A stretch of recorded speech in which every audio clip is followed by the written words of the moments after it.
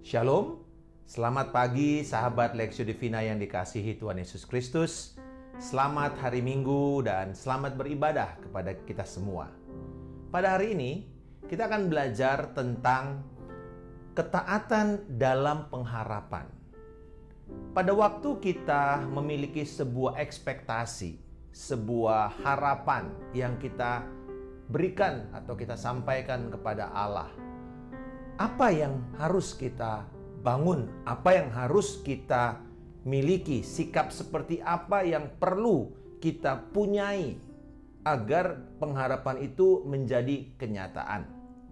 Tetapi juga bagaimana seandainya apa yang kita harapkan atau jalan-jalan yang kita pikirkan sebagai jalur atau jalan menuju penggenapan pengharapan itu tidak seperti yang kita expect, yang kita pikirkan. Allah memiliki pikiran lain, Allah memiliki jalan lain. Bagaimana sikap kita? Apa yang harus kita bangun di hadapan Allah yang sesuai dengan firman, yang akan membuat pengharapan kita itu tidak mengecewakan?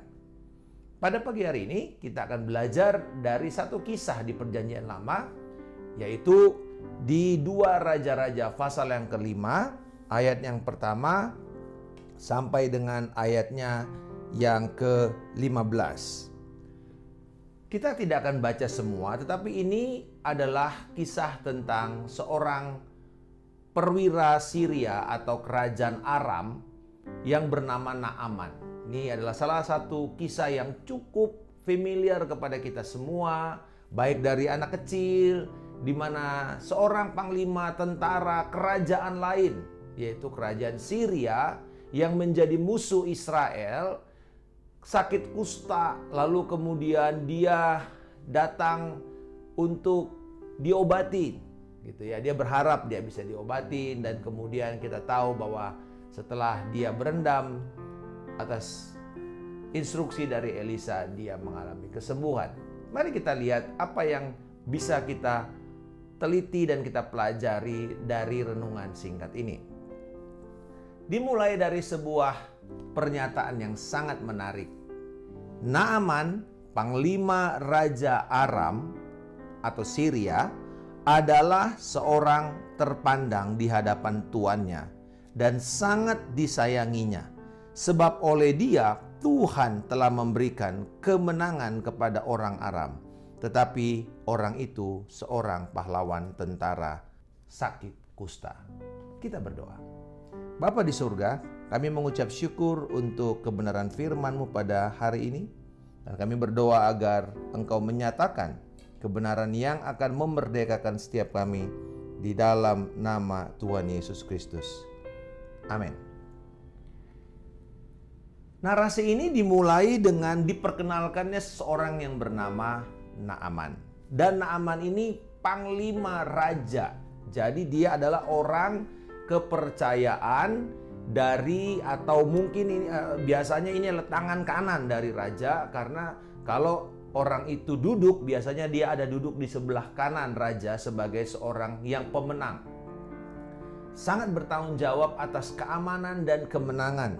Lalu kemudian dikatakan dia adalah orang yang terpandang di hadapan tuannya dan sangat disayangi.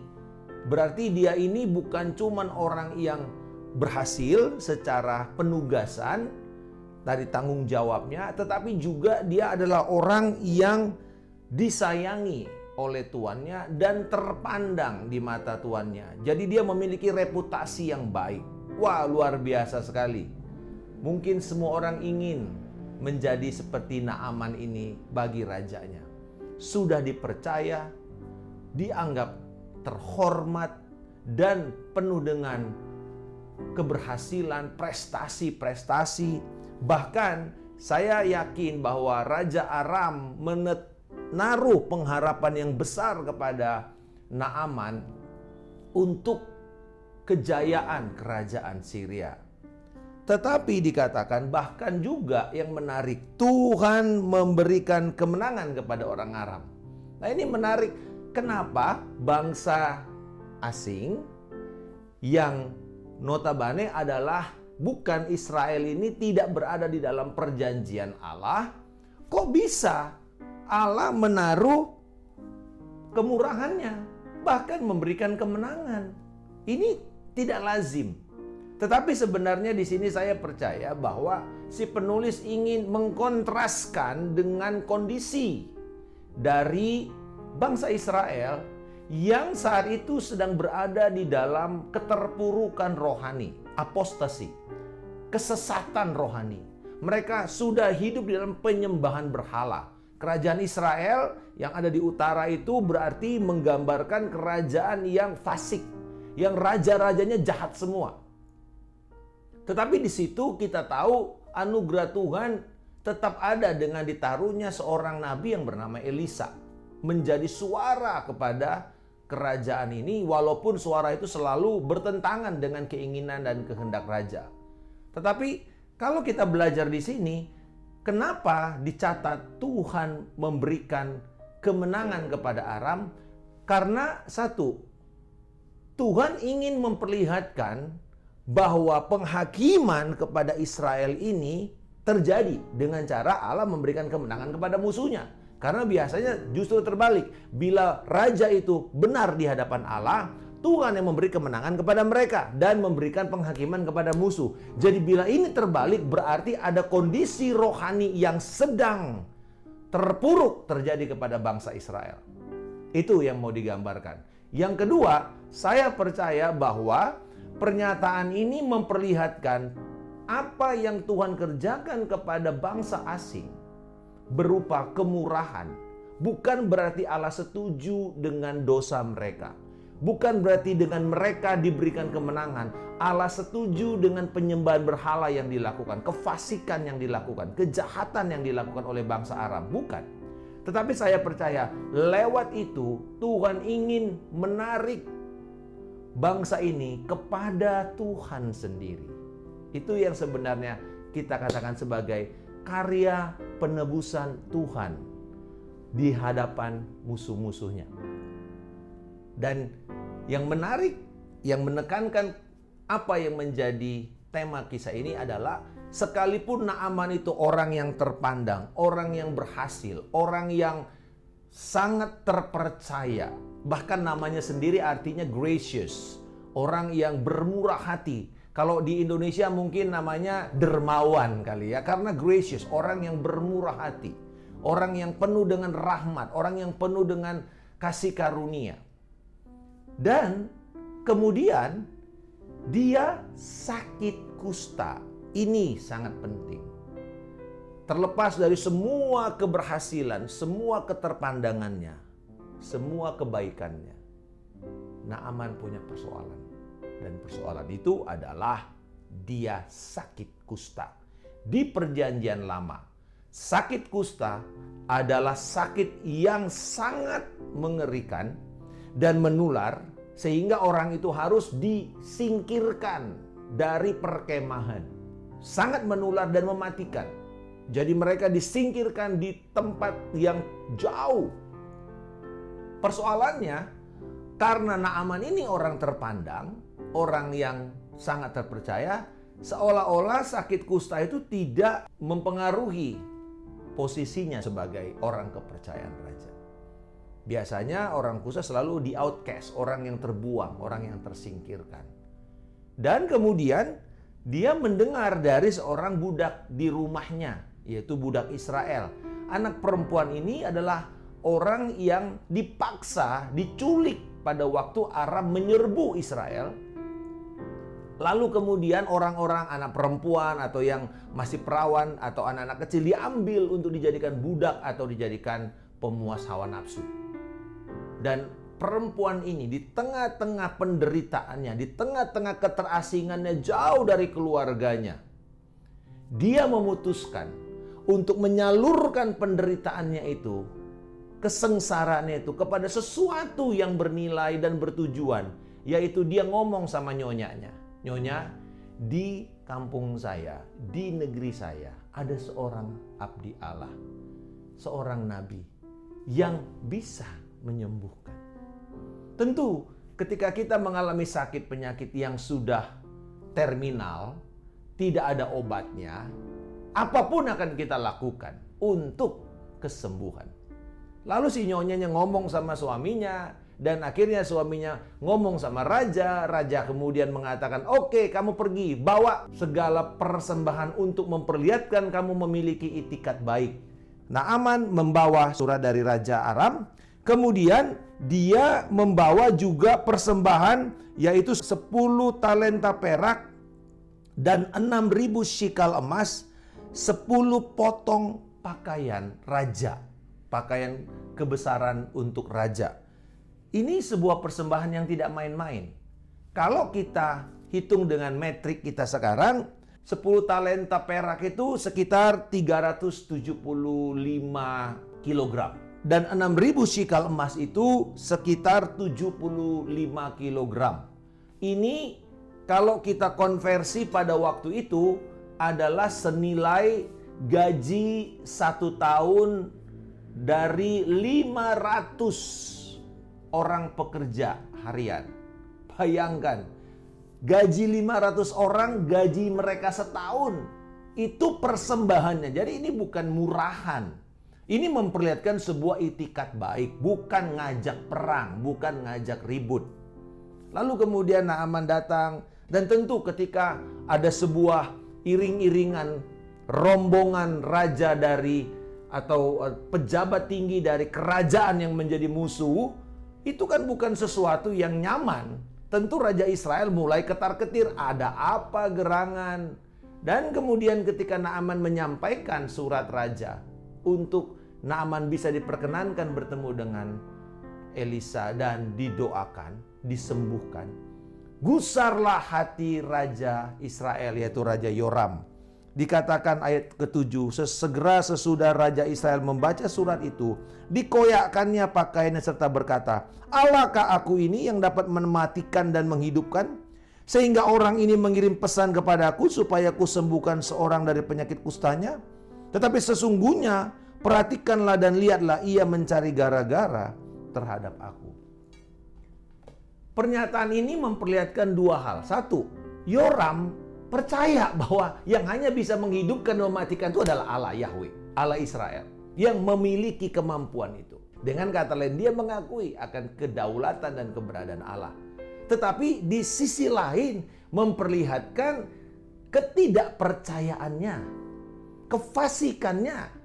Karena bukannya dia malah mau mempercayai supaya Allah menyatakan diri kepada bangsa asing ini, dan itu adalah perjanjian Allah.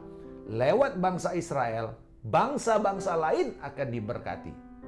Keberadaan Allah di bangsa Israel, kemenangan, kekayaan, kelimpahan itu memiliki tujuan agar bangsa-bangsa lain datang kepada Yahweh. Itu tujuan Allah lewat perjanjian Abraham. Tetapi apa yang terjadi karena Raja Yoram ini sudah begitu fasik, tidak punya iman, yang terjadi justru dia meresponi negatif dan mengatakan, Allahkah aku ini sehingga kamu mau cari gara-gara kepada kami? Kami tidak punya kekuatan. Disitulah Elisa mendengar dan dia menyuruh orang ini datang kepada Elisa. Ketika kemudian rombongan ini menuju rumah Elisa, Elisa tidak keluar rumah.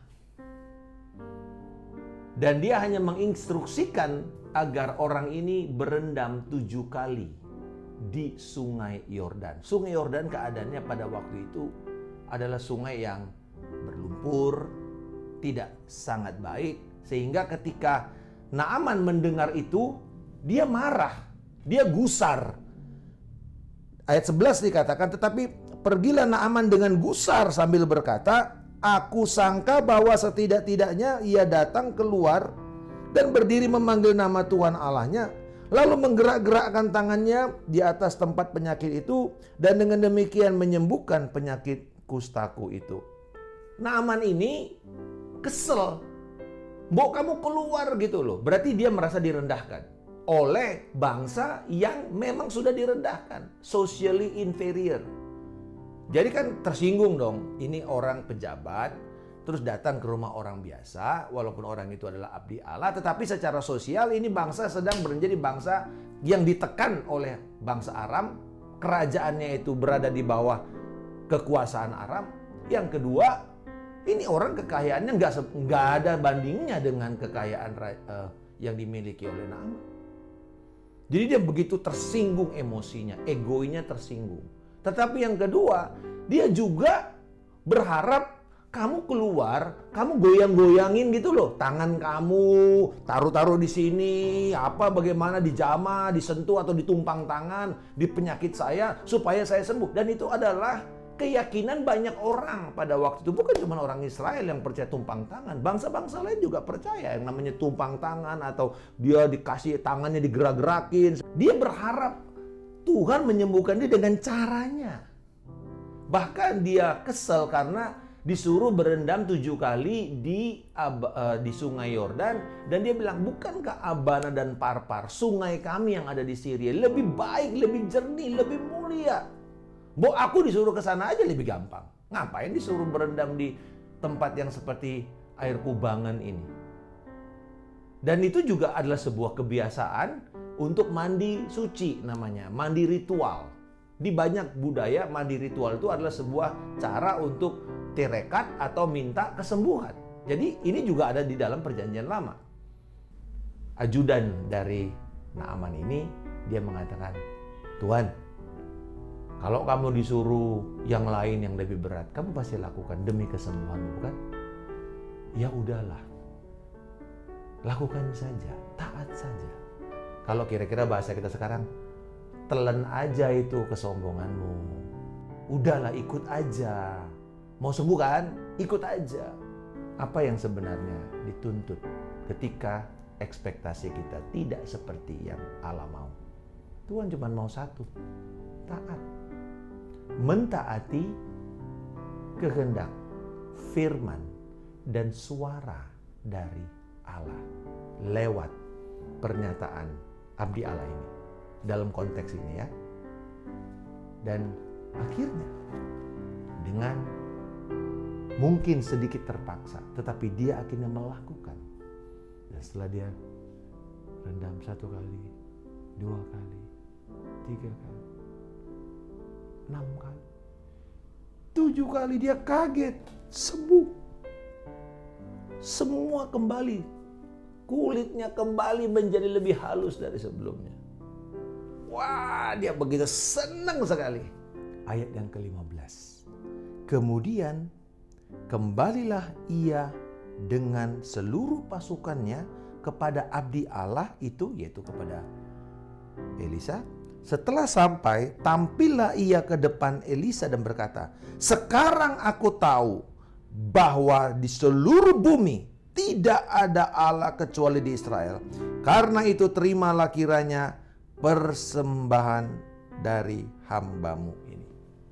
Wow, dia bilang bahwa kulitnya seperti bayi. Dan kemudian dia mengatakan, ini yang lebih penting dan ini adalah tujuan Allah menyembuhkan Naaman. Sekarang aku tahu tidak ada Allah. Tidak ada kekuatan pribadi yang lebih hebat yang kami sembah yang bisa mengalahkan Yahweh Israel. Hanya ada di Israel.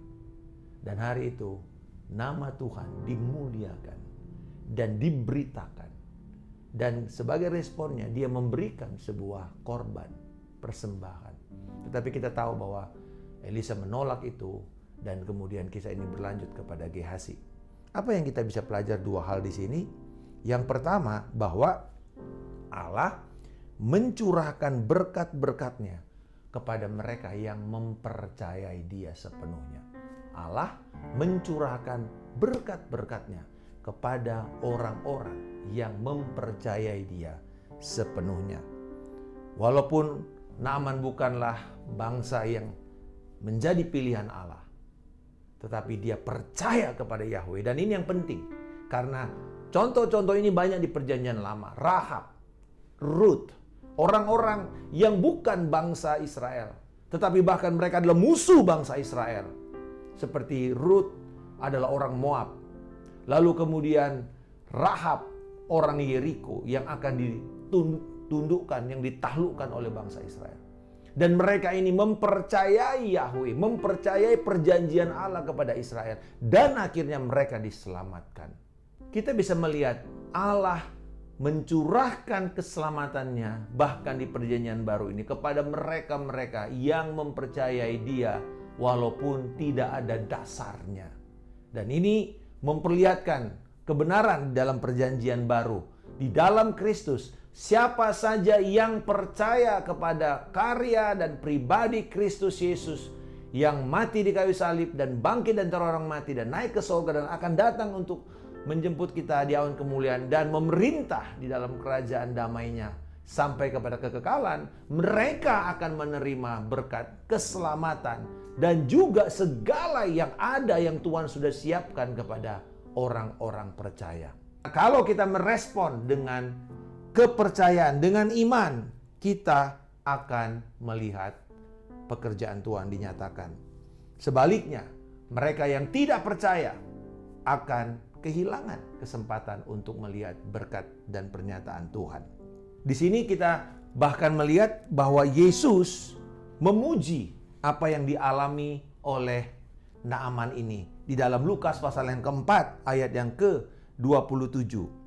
Dan pada zaman Nabi Elisa, banyak orang kusta di Israel. Dan tidak ada seorang pun dari mereka yang ditahirkan, selain daripada Naaman orang Syria itu. Begitu banyak penyakit orang-orang kusta di Israel sendiri. Kenapa mereka tidak disembuhkan? Kenapa hanya Naaman? Yesus ingin memberikan sebuah kontras. Bahwa ada orang-orang bahkan dari bangsa yang bukan Israel yang bila percaya kepada Allah Yahweh akan diselamatkan, akan disembuhkan. Kita bisa melihat bahwa barang siapa yang percaya terlepas dari latar belakangnya. Hari ini ada kabar baik. Yesus Kristus menyediakan keselamatan. Dia pengantara satu-satunya yang esa itu. Dan Dia siap untuk mencurahkan berkat kepada mereka yang percaya sepenuhnya kepadanya. Nah, yang kedua, Tuhan memanggil kita untuk mentaatinya. Sekalipun perintah-perintahnya atau instruksi-instruksinya itu tidak memenuhi ekspektasi kita. Disuruh berendam 7 kali, itu bukan ekspektasi Naaman. Maunya dia ya cuma ditaruh-taruh tangannya, ditaruh-taruh di sini, lalu kemudian sembuh. Tapi disuruh berendam dan dia berusaha membandingkan. Tapi di sini ketika kita mau mentaati instruksi suara Allah lewat firman-Nya, lewat Roh Kudus, tuntunan Allah lewat Roh Kudus. Dan di dalam kisah ini diwakili atau digambarkan dengan instruksi abdi Allah, itu instruksi Tuhan kepada Naaman. Dan Naaman akhirnya mentaati dan dia mengalami kesembuhan. Keseluruhan pengalaman ini menjadi sebuah pengalaman yang mengagetkan Naaman. Tetapi dia meyakini, walaupun tidak cocok dengan ekspektasinya dia, tapi dia percaya bahwa Allah yang dia harapkan untuk bisa menyembuhkan dia datang dan melawat dia. Pada hari ini, sahabat sekalian, bila kita bersedia untuk melepaskan ekspektasi kita, cara-cara yang kita pikir ini harusnya kayak gini, Tuhan harusnya melakukannya kayak gini, jangan kayak gitu. Dan bahkan kita bersedia untuk menyerahkan segala keinginan kita, menyerahkan dan menundukkan diri kita kepada firman-Nya, kepada perkataannya, dan bahkan lewat hamba-hambanya. Maka walaupun itu tidak kelihatannya masuk akal, tetapi pasti itu yang terbaik. Karena Tuhan ada di dalam firman-Nya dan Dia siap menggenapi firman-Nya. Saat ini, sahabat sekalian, apakah kita sudah meletakkan seluruh kepercayaan kita kepada Yesus Kristus yang menjadi pengantara kita, yang siap untuk melepaskan berkat-berkat surgawi? Yang kedua, apakah kita bersedia mematuhi firman Tuhan walaupun itu tidak cocok dengan ekspektasi kita, tapi kita mengatakan bukan kehendakku yang jadi, melainkan kehendak-Mu Tuhan. Bukan jalan-jalanku, tapi jalan-jalan-Mu. Bapa di surga, Kami bersyukur pada hari ini. Kami menyadari bahwa kepercayaan kami ini bisa menyimpang bila kami tidak mengingatkan diri kami setiap hari untuk mempercayai karya Kristus di dalam hidup kami, penebusan Kristus. Tolonglah kami Tuhan agar terus setia, percaya kepada kebenaran firman-Mu, kepada Kristus sang kebenaran itu. Tolong kami juga untuk mentaati firman-Mu, arahan Roh Kudus-Mu, walaupun itu tidak cocok seringkali dengan apa yang kami inginkan dan kami mau. Tapi kami mau menyerahkan, berserah kepada jalan-Mu yang terbaik, mempercayai Engkau dengan segenap hati kami, mengakui Engkau dalam segala laku kami, maka Engkau pasti akan meluruskan jalan-jalan kami. Di dalam nama Tuhan Yesus Kristus, kami telah berdoa dan mengucap syukur. Haleluya. Amin. Salam kemenangan. Saya Pendeta Markus Simanjuntak.